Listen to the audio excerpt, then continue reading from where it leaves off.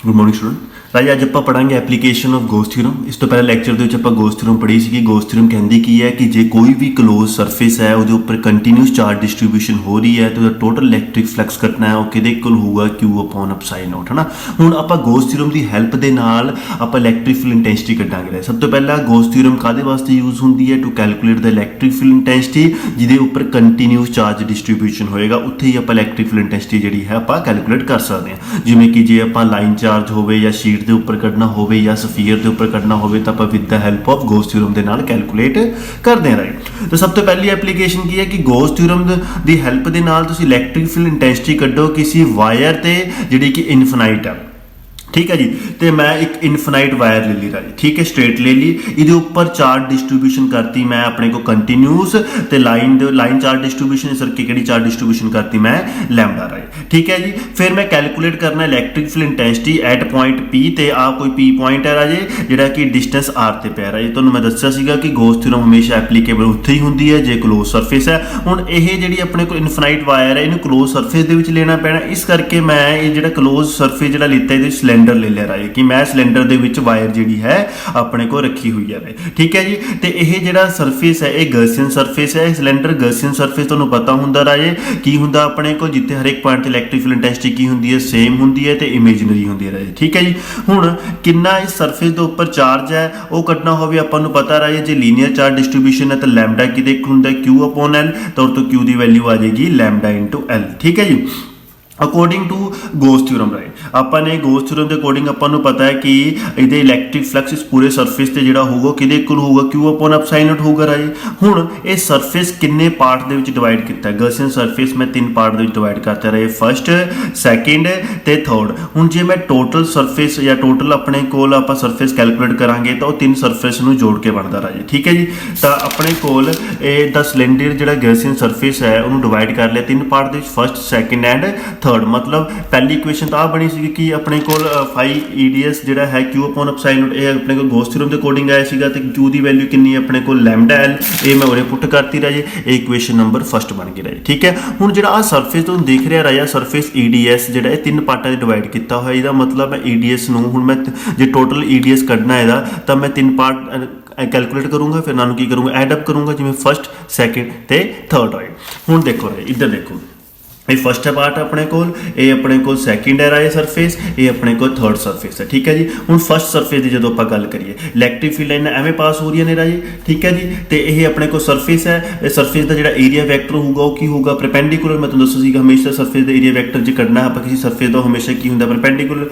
तो ये surface vector का आ होगा इलैक्ट्रिक फील्ड लाइन आ जाएगी। इसका मतलब ये एंगल कितना हो गया 90 डिग्री। सिमिलरली आ सरफेस की गल करिए सैकेंड सरफेस के इलैक्ट्रिक फील्ड लाइनां एवें पास हो रही हैं, इसका एरिया वैक्टर कटांगे परपेंडिकुलर तो ये भी 90 डिग्री हो गया। आ हुण थर्ड सरफेस आ राजे, इस सरफेस भी देखो इलैक्ट्रिक फील्ड लाइनां भी एवें पास हो रही हैं तो यदा जे आप ड्रा करना है नॉर्मल वैक्टर या एरिया वैक्टर तो वह भी इस तरह ही ड्रा होगा। तो इस केस के ई ते डी एस जिहड़े ने दोनों सेम डायरैक्शन के है तो थीटा की होगा इस केस के 0 होगा राजे। तो इसका मतलब की है राजे कि आ जिहड़ा सरफेस सीगा ये 3 सरफेस में जोड़ के बनया फर्स्ट सैकेंड ते थर्ड, तो डॉट प्रोडक्ट एलिमिनेट करके आप की लाते कोस थीटा ते कोस थीटा। तो फर्स्ट के अपन पता है एरिया वैक्टर तो इलैक्ट्रिक फील्ड के जिहड़ा एंगल है वो कितना 90, सैकेंड के भी कितना 90, थर्ड के कितना है 0। इस करके कोस 90 0 होंगे, इस करके यह फर्स्ट वाला पार्ट तो सैकेंड वाला पार्ट तो 0 हो जाऊगा। ओनली जी इलैक्ट्रिक फ्लक्स आऊगी अपने को किहड़े सरफेस करके आऊगी अपने को थर्ड सरफेस करके आऊगी राजे। ठीक है जी, तो कोस 0 की वैल्यू 1 होंगी है।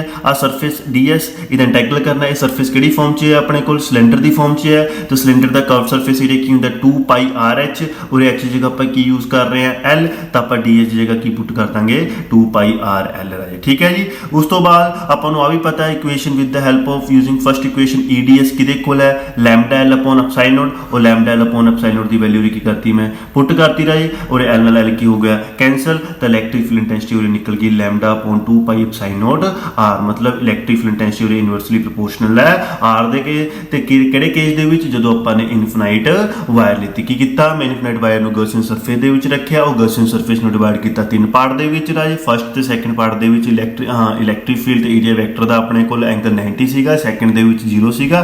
ਫਿਰ ਇਹਦਾ ਮਤਲਬ ਜਿਹੜੀ ਇਲੈਕਟ੍ਰਿਕ ਫਲਕਸ ਆ ਰਹੀ ਹੈ ਸਰਫੇਸ ਦੇ ਓਨਲੀ ਥਰਡ ਕਰਕੇ ਆ ਰਹੀ ਹੈ। ਥਰਡ ਸਰਫੇਸ ਕਿਹੜਾ ਸਿਲੰਡਰ, ਤਾਂ ਉਹਦੇ ਸਿਲੰਡਰ ਦਾ ਕਰਵ ਸਰਫੇਸ ਏਰੀਆ ਕਿੰਨਾ 2πRh ਉਹ ਪੁੱਟ ਕਰਤਿਆ ਤੇ ਆਪਾਂ ਨੂੰ ਅਕੋਰਡਿੰਗ ਟੂ ਗੌਸ ਥਿਊਰਮ ਮਿਲ ਹੀ ਗਿਆ ਸੀਗਾ ਕਿ EDS ਕਿਹਦੇ ਇਕੁਅਲ ਹੈ lambda L upon epsilon note, ਔਰ ਤੋਂ ਆਪਾਂ ਇਲੈਕਟ੍ਰਿਕ ਫੀਲਡ ਇੰਟੈਂਸਿਟੀ ਕੱਢ ਲਈ ਇਨਫਿਨਾਈਟ ਵਾਈ ਤੇ ਰਾਈਟ।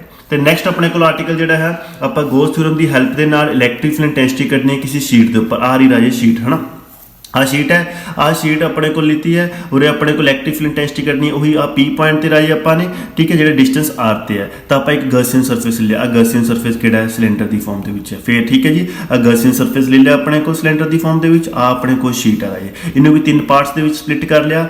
ਫਸਟ ਪਾਰਟ ਇਹ ਵਾਲਾ ਰਾਜੇ, ਇਹ ਫਸਟ ਪਾਰਟ ਹੈ, ਠੀਕ ਹੈ, ਇਹ ਬੈਕ ਦੇ ਵਿੱਚ ਆ ਡੋਟਡ ਹੈ, ਆ ਸੈਕਿੰਡ ਪਾਰਟ ਹੈ, ਆ ਸ਼ੀਟ ਥਰਡ ਪਾਰਟ ਆ ਰਿਹਾ। ਦੇਖੋ ਇਹ ਡਾਰਕ ਕੀਤਾ ਹੋਇਆ ਮੈਂ, ਇਹ ਡੋਟ ਕੀਤਾ ਹੋਇਆ। ਜਿਵੇਂ ਆਹ ਮੰਨ ਲਓ ਆ ਪੇਜ ਆਪਣੇ ਕੋਲ, ਆਪਾਂ ਇਹਦੇ ਵਿੱਚ ਸਿਲੰਡਰ ਪਾਸ ਕਰਾਵਾਂਗੇ ਤਾਂ ਆਹ ਵਾਲਾ ਪੋਰਸ਼ਨ ਤੁਹਾਨੂੰ ਦਿਖੂਗਾ ਰਾਜੇ, ਇਸ ਤੋਂ ਪਿੱਛੇ ਵਾਲਾ ਪੋਰਸ਼ਨ ਜਿਹੜਾ ਹੈ ਤੁਹਾਨੂੰ ਨਹੀਂ ਦਿਖੂਗਾ, ਇਸ ਕਰਕੇ ਮੈਂ ਇਹ ਡੋਟਡ ਰੱਖਿਆ ਰਾਜੇ, ਠੀਕ ਹੈ ਜੀ।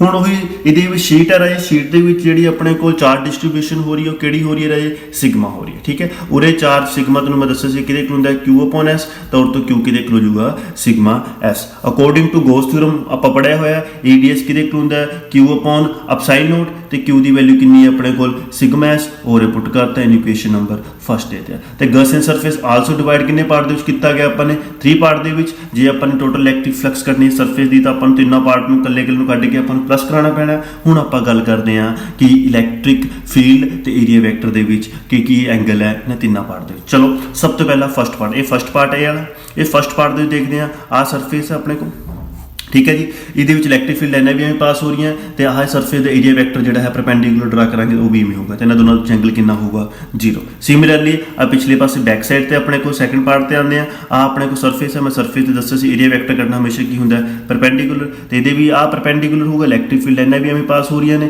ਇਹਨਾਂ ਦੋਨਾਂ ਦਾ ਆਪਣੇ ਕੋਲ ਜਿਹੜਾ ਹੈ ਐਂਗਲ ਕੀ ਹੋਊਗਾ 0 ਹੋਊਗਾ ਰਾਜੇ। ਤੇ ਆਹ ਆਪਣੇ ਕੋਲ ਤੀਜਾ ਸ਼ੀਟ ਹੈ ਰਾਜੇ, ਇਲੈਕਟ੍ਰਿਕ ਫੀਲਡ ਲਾਈਨਾਂ ਐਵੇਂ ਪਾਸ ਹੋ ਰਹੀਆਂ, ਇਸ ਸਰਫੇਸ ਦਾ ਜੇ ਆਪਾਂ ਤੁਸੀਂ ਏਰੀਆ ਵੈਕਟਰ ਕੱਢੋਗੇ ਤਾਂ ਆਹ ਪਰਪੈਂਡੀਕੂਲਰ ਜਾਊਗਾ ਰਾਜੇ, ਠੀਕ ਹੈ ਜੀ। ਤੇ ਇਸ ਕਰਕੇ ਇਹਨਾਂ ਦੋਨਾਂ ਦੇ ਵਿੱਚ ਐਂਗਲ ਕਿੰਨਾ ਹੋਊਗਾ 90 ਹੋਊਗਾ ਰਾਜੇ। ਦੈਟ ਮੀਨ ਉਰੇ ਆਪਣੇ ਕੋਲ ਇਲੈਕਟ੍ਰਿਕ ਫਲਕਸ ਜਿਹੜਾ ਆਪਾਂ ਕੱਢਾਂਗੇ, ਆਪਾਂ ਆ 2-3 ਸਰਫੇਸ ਨੂੰ ਜੋੜ ਕੇ ਕੱਢਾਂਗੇ ਰਾਜੇ। ਤਾਂ ਮੈਂ ਹੁਣ ਇਹਨਾਂ ਦੀ ਵੈਲਿਊ ਸਬਸਟੀਟਿਊਟ ਕਰਨ ਲੱਗਿਆ। ਡੋਟ ਪ੍ਰੋਡਕਟ ਨੂੰ ਆਪਾਂ ਜਦੋਂ ਐਕਸਟੈਂਡ ਕਰਦੇ ਹਾਂ ਤਾਂ ਕੋਸ ਥੀਟਾ ਲੱਗਦਾ ਹੈ, ਕੋਸ ਥੀਟਾ ਤੇ ਕੋਸ ਥੀਟਾ। ਫਸਟ ਦੇ ਵਿੱਚ ਐਂਗਲ ਕਿੰਨਾ ਸੀਗਾ 0, ਸੈਕਿੰਡ ਦੇ ਵਿੱਚ ਵੀ ਐਂਗਲ ਕਿੰਨਾ ਸੀਗਾ 0, ਥਰਡ ਦੇ ਵਿੱਚ ਐਂਗਲ ਕਿੰਨਾ ਆਪਣੇ ਕੋਲ 90। ਦਾ ਮਤਲਬ ਆ ਚੀਜ਼ ਕੀ ਹੋ ਜਾਏਗੀ 0 ਹੋ ਜਾਏਗੀ ਰਾਜੇ। ਉਰੇ ਇਲੈਕਟ੍ਰਿਕ ਫਲਕਸ ਕਿਹਦੇ ਕਰਕੇ ਆਊਗਾ, 2 ਸਰਫੇਸ ਕਰਕੇ, ਫਸਟ ਤੇ ਸੈਕਿੰਡ। ਤੇ ਕੋਸ 01 ਹੁੰਦਾ, ਕੋਸ 01 ਹੁੰਦਾ, ਆ ds ਉਹਦੇ ਜਿਹੜਾ ਸਰਫੇਸ ਹੈ ਹੁਣ ਸ਼ੀਟ ਹੈ ਰਾਜੇ, ਸ਼ੀਟ ਦਾ ਸਰਫੇਸ ਏਰੀਆ ਆਪਾਂ S ਹੀ ਰੱਖਾਂਗੇ, ਉਰੇ ਵੀ S ਰੱਖਾਂਗੇ ਰਾਜੇ। ES ਕਿੰਨਾ ਹੋ ਗਿਆ 2ES। ਉਰੇ ਆਪਾਂ ਯੂਜ਼ਿੰਗ ਫਸਟ EDS ਆਪਾਂ ਨੂੰ ਪਤਾ ਕਿਹਦੇ ਇਕੁਅਲ ਹੈ, ਯੂਜ਼ਿੰਗ ਫਸਟ ਇਕੁਏਸ਼ਨ ਆਪਾਂ ਹੁਣੇ ਬਣਾਈ ਸੀ ਜਿਹੜੀ, ਉੱਥੇ ਆਪਾਂ ਕੱਢਿਆ ਸੀ EDS ਕਿਹਦੇ ਇਕੁਅਲ ਹੈ sigma S upon epsilon naught. S ਨਾਲ S ਕੀ ਹੋ ਜਾਊਗਾ ਕੈਂਸਲ, ਤੇ E ਦੀ ਵੈਲਿਊ ਕਿੰਨੀ ਆ ਜਾਏਗੀ ਸਿਗਮਾ ਅਪੋਨ 2 ਐਪਸਾਈਲਨ ਨੋਟ ਰਾਜੇ। ਇਹ ਆਪਾਂ 2 ਐਪਲੀਕੇਸ਼ਨਾਂ ਕਰ ਲਈਆਂ ਰਾਜੇ with the help of Ghaus theorem, electric field intensity wire ਦੇ ਉੱਪਰ, ਇਲੈਕਟ੍ਰਿਕ ਫੀਲਡ ਇੰਟੈਂਸਿਟੀ ਸ਼ੀਟ ਦੇ ਉੱਪਰ। ਅਗਲੀਆਂ 2 ਜਿਹੜੀਆਂ ਹੈ ਐਪਲੀਕੇਸ਼ਨ ਉਹ ਨੈਕਸਟ ਲੈਕਚਰ 'ਚ ਅਪਲੋਡ ਕਰੂੰਗਾ ਰਾਜੇ, ਠੀਕ ਹੈ। ਜੇ ਕੋਈ ਡਾਊਟ ਹੋਇਆ ਤਾਂ ਉਰੇ ਪੁੱਛ ਲਿਓ ਰਾਜੇ। Thank you.